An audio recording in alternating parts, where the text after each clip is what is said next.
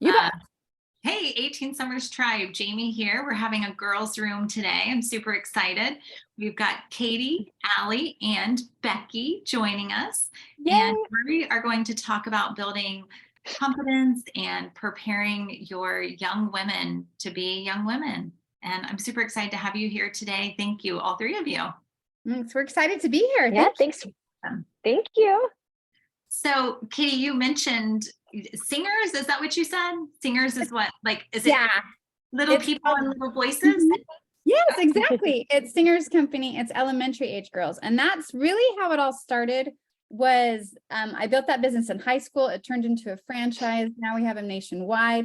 And it's all about building these little girls' confidence. And it does just that. It's awesome. It's great. But then these little girls started to grow up and parents were like, wait a minute, they're going into the middle school years. And those are really crucial years where they start to really establish who they are and who they want to be and kind of navigate the unknown. And they just needed extra support. And my heart just, I knew that was the case, but I knew it needed to be different than Singers Company, really different, because this time of life is really different. And they need life skills. They, like you said, like, and parents need help backing, like parents need backup for this crucial time. So that's when it just really started to come to my heart, like, and it just kind of unfolded. We have a garden theme. I love to garden and I love to dig in the dirt. And as I've worked in my garden, all of these analogies, and I mean, a lot of people could just pick out the basic analogies, but it just went deeper. And I just knew that this approach for these girls to help them cultivate a lifelong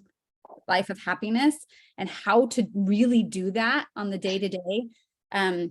That's what this I Believe in Me is all about. And Allie and Becky are just scooped them in and said, hey, this is what I want to do. This is what I'm feeling. And they immediately were like, oh my gosh, yes, yes, yes, yes, yes, yes. And so we've just created this program to kind of take the load off of the girls. Like, okay, life is hard and situations can be tricky with friends and changing bodies and changing schedules and more happening in this time of life. But let's look at let's figure out how to keep the sunshine in your life. Let's figure out on the day-to-day, hour-to-hour, how to keep you smiling and steady and happy, no matter what comes your way. Because middle school, lots of unexpected come your way. That's Now, how it started. Allie, how did you see the vision? Because it sounds like, Katie had the original vision for the Right. younger ones. And now how did you and Becky transform that original vision and just keep moving it upwards? I mean, you said you guys have 17 children between the three of you.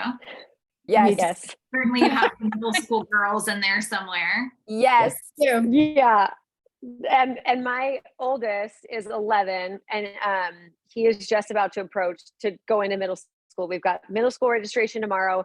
And when Katie approached me, I remember being that middle school girl. I remember my family had just moved and we had just switched to a brand new school and I knew zero people. And I remember sitting at lunch by myself for the first couple days of school and just cried. I remember where the portable was. I remember where I sat and I remember being that middle school girl. I remember having those awkward feelings of trying to meet new friends and trying to fit in and trying to see where I fit into this new world that I was basically just thrown into, right? As I'm sure most middle schoolers feel that they're kind of just thrown into this world and they're like, what do I do? How do I do this? And so with Katie's vision, I was like, I remember those feelings. I remember, I remember the emotions that came along with trying to figure it out. And so I was all in, and I have a bachelor's in marriage and family therapy.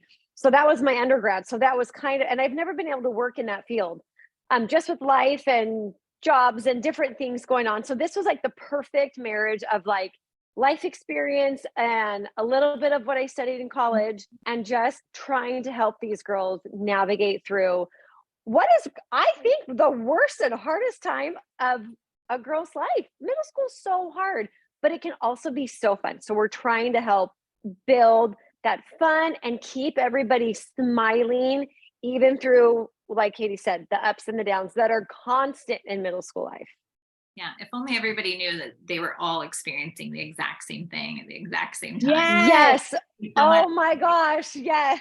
That would be so much easier. And I totally see how your degree, I think a lot of maybe patterns or things that I felt or thought about myself were laid really strong in those middle school years and probably come in and affect my marriage from time to time, or what, those layers Yeah. of which we carry with us. So I just think it's incredible to take, to be able to have that perspective too. So you guys mentioned is it an online program? Tell me a little bit about the format of it so that I can understand and our listeners can understand what this format's like. Katie, I'm sorry, Becky, would you like to share with us? Sure. Yes, it is an online format in the sense of where girls can access it on a computer, on their parent's phone, on an iPad. It's easily accessible and it's in a safe portal. Like it's not connected to a third party where they're getting advertisements or things that we don't want our children possibly popping up in front of them. We wanted to be competitive at this age group with the girls who feel that they want to be on a screen, which we don't encourage. We don't feel like this age group is appropriate for TikTok or Instagram, or right. I mean, literally those programs say 13 and above, and our target market is middle school, 10 to 13 years old. And if they want to be on a screen, we want to be a positive presence on a screen so that they can go on and watch an entertaining video, learn an amazing principle, a tool, something productive that they're not going to spend all time on a screen. It's literally maybe 10 minutes a week, 12 minutes. They're going to learn something. And then it's like, go do this, go try this week. So there's weekly lessons that we call planting the seeds. And we talk about everything from how to manage your time to how to be self-aware when you're in a social situation and stand up for something that if it's not going the way that you want it to, like, where can you find your confidence? Where can you grow and be who you are meant to be? And we talk about who you are. Like the first lesson we tell these girls is you are a girl with gifts to grow and share. And we weave that throughout the whole program about growing. Like this is a program where you get to discover who you are, grow yourself, and then turn around and share that with other people. Just like the program, like come in, learn, and then go share what you've learned. So those planting the seed episodes, there's a year's worth, but sometimes the girls take about a week or 2 weeks to watch one, or they'll come back and watch another one. So typically the girls get through the program about a year and a half. And as they are part of I Believe in Me, we have interactive Zoom calls with girls all across the country once a month where they can all come and talk and find community, find where they belong. We call that How's It Growing? It's our interactive Zoom call. And it's so cute. We have all these cute faces that pop up and they talk to each other and we address concerns. They can submit questions like anonymously in the chat box. So we want to be definitely a voice of encouragement and mentoring as they go through like real time situations in school, like beginning of school. They're all going back to school right now. I mean, there's things that they have quick questions and they'll want to talk about it together or they'll message in.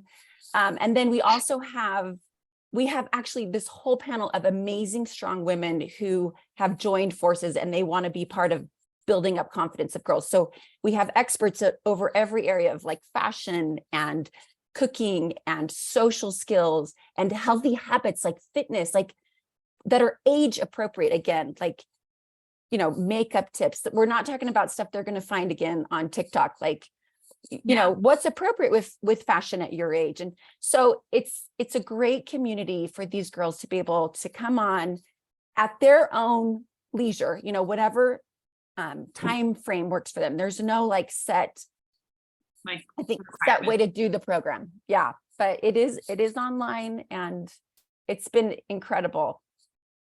Awesome. Now, what are some things that, thank you for sharing the format. What are some things that you are teaching? So I know some of the principles, but how do you, or like the perspective of building the confidence? These are tweens. I have an almost tween and my first daughter, we have 5 ourselves and 2 of them are adults now, but they were boys. And somehow I know this is so wrong, but I just feel like the boys handle confidence a little bit differently and they handle some of these topics a little differently. Like I'm definitely more worried about my daughter than my sons. And I think maybe because I'm a girl, maybe I know all of the things that we face, and the pressures that just feel so different. And life changing, I guess, as well. You know, I think for young women, sometimes these first interactions can be just trajectory changing. How do you, you know, you ask like, where does self-confidence come from? You know, in our home, I like to think we're cheerleaders and we're informers and we're really supportive. Yes. Where do you believe self-confidence comes from? We truly believe it comes from knowing who you are and like who you are individually. And we talk about that even with your boys, like a lot of the principles we talk about, and I believe in me, are so applicable to everybody. And we start with that foundation, like Becky said, that first episode right out of the gate is, who are you? Like, what do you like? What makes you you? Because this world needs you, your unique gifts and talents. And so you are a girl with gifts to grow and share, just like your sons. You are a boy with gifts to grow and share. And in discovering those gifts, which I think parents play a big part in that discovery, as you know, they're providing the ways these kids can do different activities and you know, navigate new talents, try new things. But as you discover those gifts, work really hard to grow those gifts and then go share them. That's where confidence comes, because you know, yes, you know, you have a place in this world. And when you see the fruits of your labors, like we give the example of like a girl, like babysitting. Okay. That's kind of a natural thing at this age that they could, if they wanted to, start getting into. Well, if you work really hard at that and it becomes a skill you have, and maybe you're naturally really cute with kids, you do a good job, that employer or, you know, the parents that hire you are going to give you awesome feedback. The kids are going to love you. They're going to give you that awesome feedback. Oh, they'll be excited every time they see you. You've earned a little bit of extra money. You had, you know, and so you feel this empowerment and you realize, I did a good job, you know, and even in school, you translate that to school. One of the topics we cover all the time is study habits and habits in your daily life to prepare you for success in school, which we call your full-time job at this age, right? And you're always wanting, you know, the goal is to get good grades. So in every area of a girl's life at this age, you know, whether it's what she's wearing, the friends she's hanging out with, the classes she's studying in school, how well she's doing in math, you know, the talents that she's trying to pursue. Does she like volleyball? Is she a sports girl? Or maybe she likes both. She likes music too. It's all that discovery of all those different paths in their life that it can either crush you at this age, or you can find the approach where you find strength in your growth and you see your growth and those little steps of being proud of yourself that you did better than you did before with that friend. You did better than you did yesterday on that in math. You know, you worked harder on your homework. You understood it better. You this last time it wasn't so great. You weren't getting that skill, but you worked hard and you did better. So to see that progress in their own lives with their own talents, their own gifts, and even just the things they're interested in. I mean, it might not be a talent yet, but just their interest of who they are. So you ask, where does that confidence come from? It's in the growing, the working, and the sharing of the unique gifts and talents they each have. So you said cheerleading, that's what this program is. It is just, you are needed the way you are. Like you and your specific gifts are needed. We can't have a whole world full of Katies. That would be, we would implode on ourselves. That's one thing I was going to say, along with that whole interwoven through the program, is we are trying to help these girls get away from comparing themselves against their friend, their sibling, whatever they see on a screen. That is one of the most critical parts of a girl's self-esteem, is the comparison game, and it's killing them. It's because they feel like they're not enough. They feel like they're not measuring up, and they need voices in their head every single day telling them, do not compare, you be you. Just like a garden, there's so many different kinds of flowers in a garden. And that analogy works so beautifully because every single flower is beautiful. The diversity is needed. Don't be your best friend. Don't be exactly what she is. You need to be different. You need to be who you are. And there's confidence in that knowledge of like, you know what? Yeah, I am enough. And I'm going to do what I love to do and focus on that and then share that with the world. I'm not going to copy what Susie's doing, or I'm not going to compare the way my body looks to, you know, Sally's. Like, we're different. You're different. And that's okay. That's good. We need you to be different. Right. So the comparing thing, it's a huge thing. And social media has, I think that's, for me, that's one of that's why I'm so passionate about this. I have 4 daughters and they're all different. Like, even though I'm the same mom, I've raised them the same way. They have different struggles. They have different strengths. They have different weaknesses. They bring different things to this world, and they're all beautiful. And I can't even imagine our family without one of them, because that's just how this world is. We all need each other, and we need each other to be different. So if we can keep reminding these girls, it has to be a constant thing of don't compare. Don't compare. What you have is incredible, and what you have is something the world needs. So go find it, go work on it, and then go share it. Now, Allie, where do you think, and I know you mentioned social media, like TikTok, where do you think society or like the current structure fails our girls? Like, what do you think is the biggest thing that they face in not being able to naturally bloom into who they are? I think it's because, like, kind of like Becky said, they're seeing social media, and they're seeing people online get all these followers, and we don't want them to be a follower. We want them to be their own. We want them to pave their own path in their garden of life. We don't want them to just follow what the crowd's doing. And that's where our society has it wrong, is I mean, Instagram literally has followers, and Facebook, and that's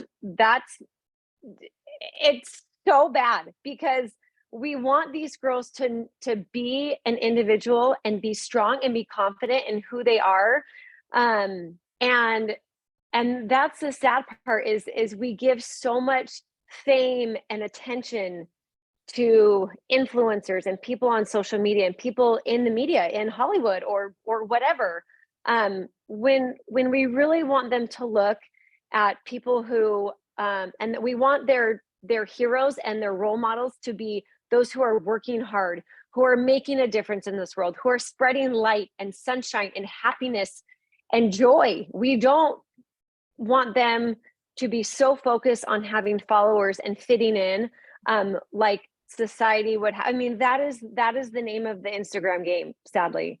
You know what I mean? Is to have followers, and we want them to be their own. And that's I think where we've gotten it wrong in society, is we've given so much attention to that. And how do we as women, because we were all young tween ladies before, how do we as mothers of young ladies, how do we play a role, and how can we help that with our girls? Like, in my own home, I know, like, I don't emphasize anything physical, like I don't 100%. Mhm. like, about my body. There's lots of nudity in our house, you know what I mean? With appropriate, obviously, but like, Yeah. there's no like hiding of things. There's no shaming. There's no, none of that. And I think that it's so important, because I know, like, I saw things growing up of women that didn't approve of certain parts of them. And I'm grateful that I knew enough to be like, oh, well, everybody's different. But I think so often girls don't know everybody is different. And so if they hear a woman in their life talking about, oh, look at this saddlebag, or, oh, my neck is floppy, or like any of those things, right? It immediately becomes who you are. And so what are some of your like top suggestions of things that you do in your own home to help build that positive culture for women? In regards to like body, because I think that's what you were kind of touching on, is just your body image. And we have like, we're all women. We all, and Becky mentioned the comparing game, and Allie mentioned Instagram, social media, all that's put out there that looks so perfect, or at least what the world defines as perfect, and I think society is actually one thing that is good. I think you're starting to really see different shapes out there. And so I do think that's one thing that like society is trying to get right, is that all the shapes and things are beautiful. I think it is such a I think a woman is such a beautiful, beautiful thing. And I think as mothers, I know all of us are mothers, I don't think anything can compare to the beauty of bringing a child into the world. And I think, that's where I'll get really emotional. And how really just sacred that is, and how beautiful and natural that is, and the love that comes from that.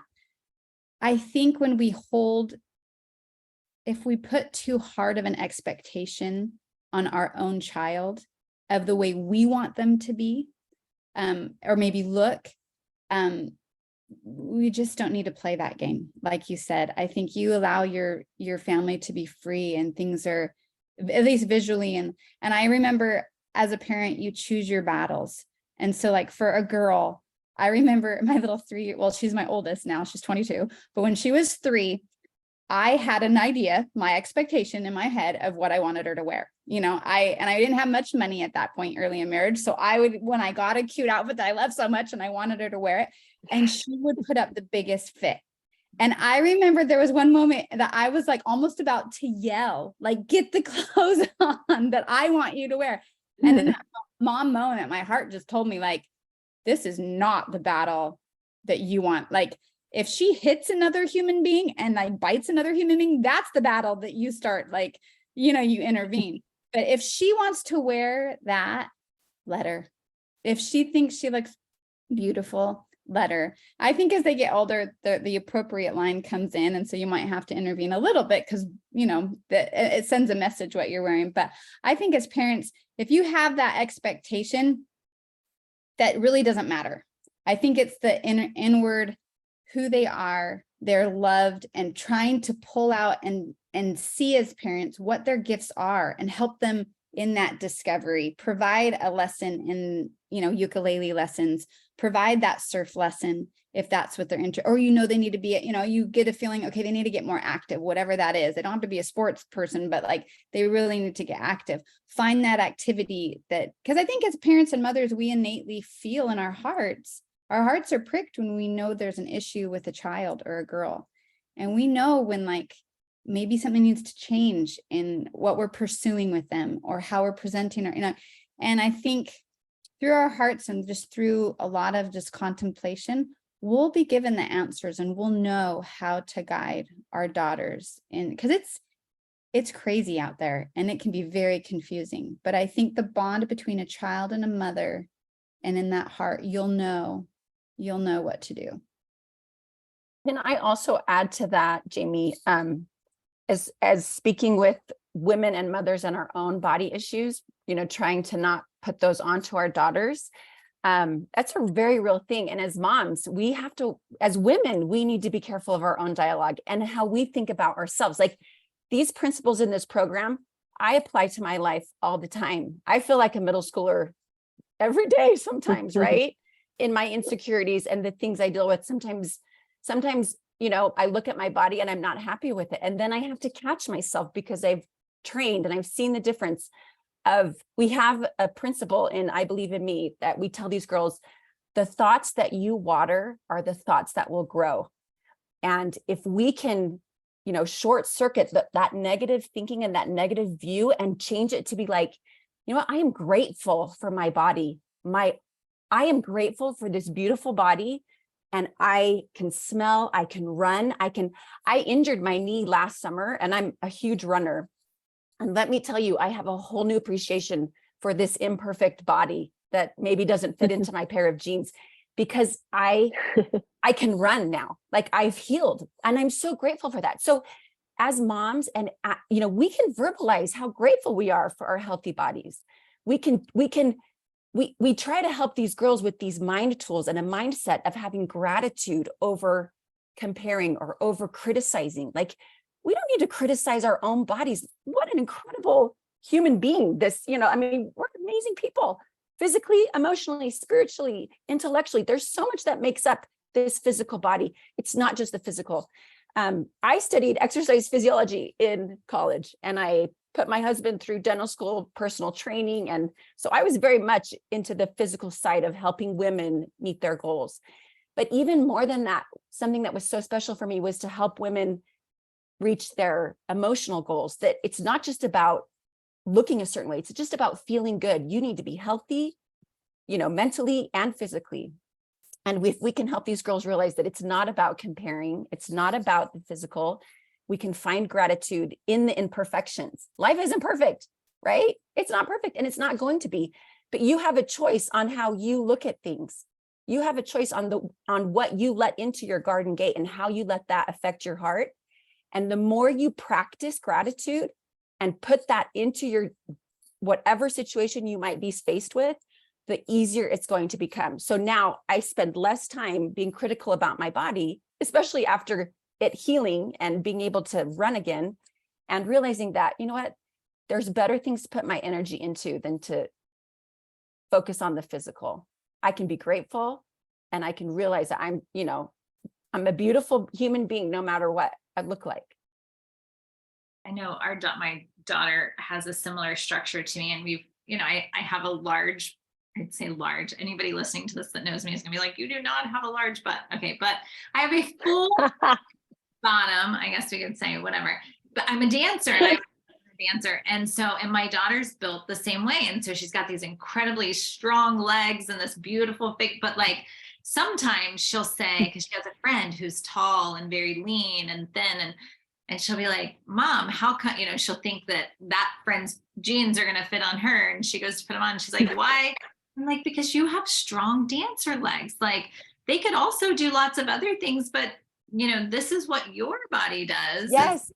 You climb and swim and play soccer, and you do these other things that build your body in a different way. And so I think sometimes even understanding this is how my body works, or this is what I'm made for. And that's not for me to tell her, but maybe for me to remind her.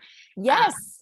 And to of, find the beauty in that, the beauty in the diversity of, yeah, look at what you can do. Let's focus on that. Like, don't focus on the negative, right? Let's water the thoughts that are going to help you grow. And yeah, that's exactly it. now, Allie, what do you, oh, go ahead. Oh, I was just going to say, and we set the tone. We set the tone for our daughters. Yeah. My oldest daughter is 7, and she's just starting to the trend is like, there's a lot of crop tops where we live, and we live by the beach. And so it's really hot in the summertime, and we're in bathing suits a lot. And sometimes we're not in bathing suits, but those crop tops, I'm like, those are beach shirts. We want to save those for the beach. But we set the tone. We're the example, and we are the ones to put the phone down. And we are the ones, as we're shopping for new school clothes right now. And so we'll be trying things on in the dressing room together. And if I'm criticizing, maybe even not verbally, but with my eyes and being like, I don't know, they pick that up. So we are the example. We are the ones who are laying the foundation of how we are going to how we're going to accept our own bodies, whether we have curly hair or straight hair. I have one daughter with straight hair and one daughter with curly, and my little 4-year-old with curly hair always wants straight hair. Mm-hmm. And it's the funniest thing. And I can do both. I can do curly and straight, but I've got to teach her that her curly hair is beautiful and it's so pretty, and we can do these fun things with it. And Chloe has straight hair, and that's okay. And Chloe can do different things, but it's even in the tiniest little things of curly hair versus straight hair that I'm trying to teach and instill in my daughters that it's okay to be different, and it's beautiful, and you're beautiful just the way you are, no matter if you've got curly or straight hair. So we are, as moms, for sure, set the example and set the tone. What were some things that, and this is a little deeper, so anybody that wants to share, please do. What are some things that maybe you experienced that you're hoping to short circuit for these girls? So, for me, I was this size, exactly like this since 8th grade. And when you have the body of a grown woman and you're 13 years old, I know this a little bit older than, but still that middle school window, there's so much that happens and that I wasn't prepared for, because maybe, mentally, emotionally, I wasn't prepared for the body in which I had been given. I started my period when I was 10 and a half. I surely wasn't ready for that shit. So yeah. I think there are things in which each of you probably faced and had to overcome. For me, it's like, my daughter's almost 9. That's a year from when I started my period. I'm like, we have to have these conversations sooner than we think we have to have these conversations. And we have to do this modeling, because it's a lot easier on the front end than undoing a lot of damage. And so, if any of you have like a specific example of something that had to really be undone for you that you're trying to do differently? I don't know. I don't have necessarily one for me, but I have one for my daughter. So one of my daughters now, I didn't realize how deep of an issue just the body image and what you're putting in it and what you're choosing to exert it and the balance. And I mean, as a mom, and I always kind of told my kids, put the good stuff in first. And then I'm all about the traits, but make sure just like kind of, because I tried, like you said, you mentioned not making it an issue. And I've seen in my nieces and nephews, I've watched my older siblings parent their children where it was such an issue talked about all the time, like food and I just did not want that. I just want it to be what in our house, it's to fuel us in the right way so we can have a lot of fun. Like you need fuel. And it's tricky. And so to talk her through, we've had multiple just talks about it, about how it is such a gift, and your body, even though you might want the way hers looks, you really just have to stop that, because your body is such a gift. And that's one of the episodes we have for our girls. And I Believe in Me is that's what it's called. The greatest gift you've ever been given is this beautiful, miraculous body that moves and that creates life. And it's just an absolute miracle. And even starting your period, that's what creates life later on. And we have a beautiful contributor. Her name is Sabina. She tackles periods so beautifully and simply for these sweet girls that haven't started yet, like what to expect and why, and not to get hard on yourself when what hormones can do to your emotions, and kind of it just takes the load off. It's like, it's normal. It just normalizes even what feels the abnormal. It normalizes it. We're women.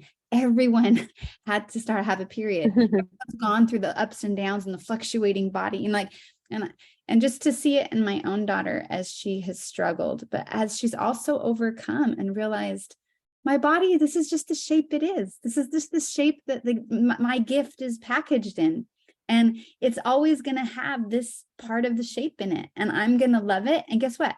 I mean, my daughter's a surfer and she loves it. Like her body can get her out there and she surfs those waves, and she's so strong, and she's going to be a nurse, and she's seeing, like, she's going into school for nursing, and she's watching the miraculous body, how it mends itself, and how it, it's just the miracle of the body, and having that appreciation and gratitude, like Becky said, and turning all those negative thoughts into thoughts of gratitude for the world. I mean, even just, I don't know, my husband makes surfboards for a living. And so in the ocean is a very sacred place for my family and for my boys. And you talk about boys, and it has shaped their minds and hearts. It really has. And it's been a very spiritual experience.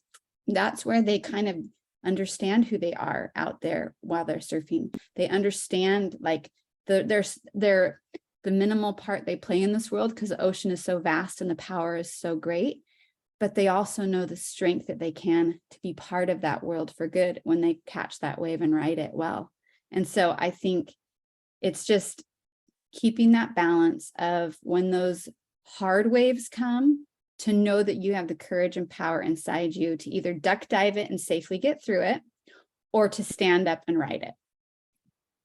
That's good. Do either of you have any other, Becky, or? Yeah, I'll go ahead. You asked if we had experiences when you were talking about your daughter and her friend who was kind of long and lean. My best friend growing up, so I'm 5'1", and I've always just said I'm short and stout. And I played soccer and I did gymnastics, and so I was a little compact, little ball of muscle, I guess you could say. But then I had this best friend. She was 5'7", 5'8", her hip bone came up to like my rib cage. I mean, it was just, and I could never fit into her jeans. I could never fit into her clothes. But I tell you what, and it was hard, because she was one of my best friends from the time I was 7 years old, and we cheered through high school together and did all the things. But I had to learn, and it was a struggle, because I wish I had these I Believe in Me tools, because it would have been a lot easier, because I had to learn through the hard times, like, okay, her body can do these kinds of things, but you know what? I am like a gold mine on that soccer field, or I can do a standing tuck without even like batting an eye because I've got these big, strong, muscular soccer legs or my gymnastics legs or whatever. And I just had to, it was a struggle, but I had to realize that my particular gifts and my particular, what we said, kind of like our little package, we all come in these different sizes and shapes, and they're all beautiful. And while a team has to have different strengths, and you can't all be the forward, you can't all be the goalie, you can't all, you know, be the sweeper. There needs to be different parts that people are stronger at in order to make a team work. And I had to learn that my body was going to give me different strengths and talents that I could succeed in, while she couldn't succeed at those same things. This other friend wasn't nearly as athletic, and I had to kind of like, okay, she can do those things and she looks this way, but I can do all of these other things.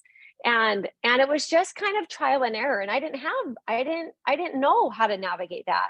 And so that's why I think why I love being a part of I Believe in Me is again, through the, like I talked in the beginning, all of these experiences that I kind of had to figure out the hard way, or didn't know, or my parents were like, well, that's just how it is. You know, there wasn't a good explanation for it, but we have a good explanation. We have a very positive, happy one, that to share that these girls are all so individual and beautiful in their own way.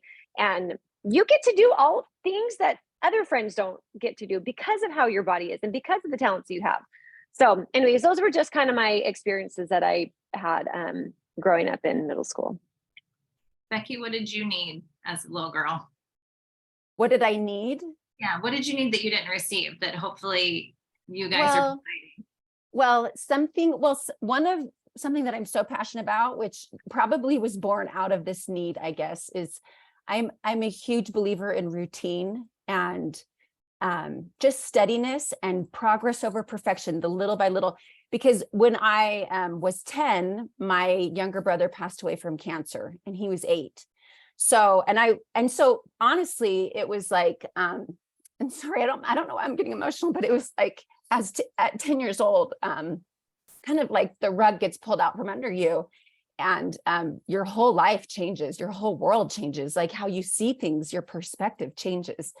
And you know, there's some days where you don't feel like doing squat, right? And I know my mom felt like that a lot, and I know that our whole family was kind of maybe looking for how to keep going, keep putting one foot in front of the other. And so as a child, having the perspective of experiencing grief and deep loss, and watching my mom rise through the grief, you know, validating the grief, embracing it. It's okay to be sad. It's okay to, you know, feel like you're having a bummer day, but let's just do one thing today. Let's make our bed. Let's have family dinner. Let's focus on, you know, creating dinner tonight. What do you want to make for dinner? Even the stupidest, like mundane thing became a huge task.